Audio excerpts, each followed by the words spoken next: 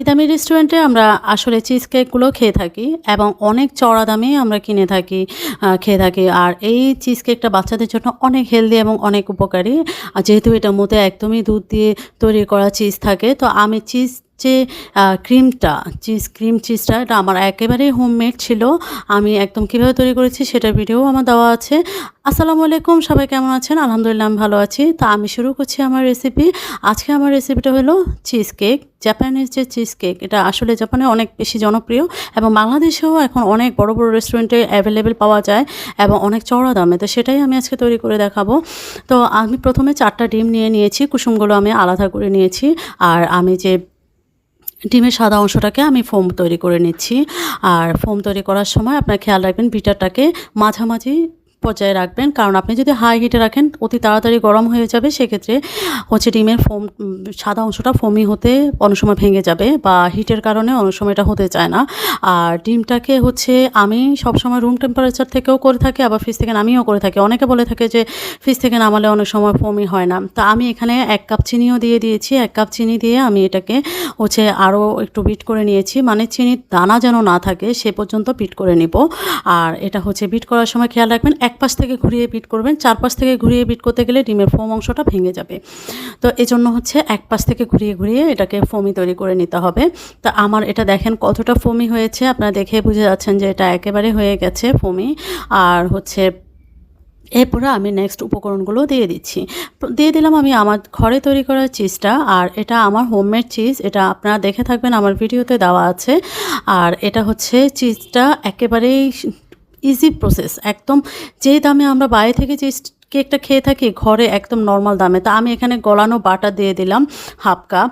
আর কিছু তেমন দরকার নেই, যেটা লিকুইডগুলা।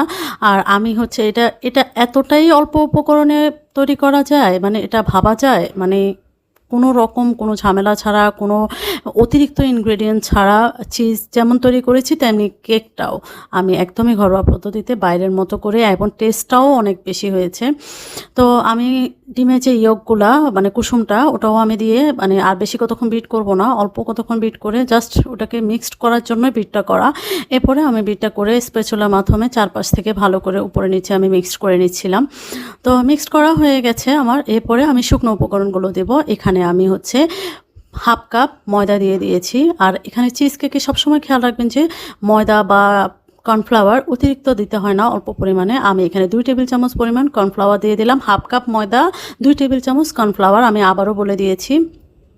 দিয়ে আমি এগুলোকে মিক্সড করে নিচ্ছি। আর চিজ কেকে বেকিং পাউডার বা বেকিং সোডা কিছুই দেওয়া লাগে না, এটা এমনিই হয়ে যায়। আর আরেকটা জিনিস ভ্যানিলা যে এসেন্সটা, আমি এটা দেই না, আমি বাটার দেওয়ার কারণে এটা আমার কাছে মনে হয় আর চিজ যেহেতু আছে এটার স্মেলটা আর বাজে যে ডিমের কুসুমের যে স্মেলটা থাকে সেটা আর লাগে না, বা আমি দেই না, আমার কেন এসেন্সের গন্ধটা আমার সহ্য হয় না। আপনারা চাইলে এখানে 1/2 চা চামচ এসেন্স দিয়ে দিবেন।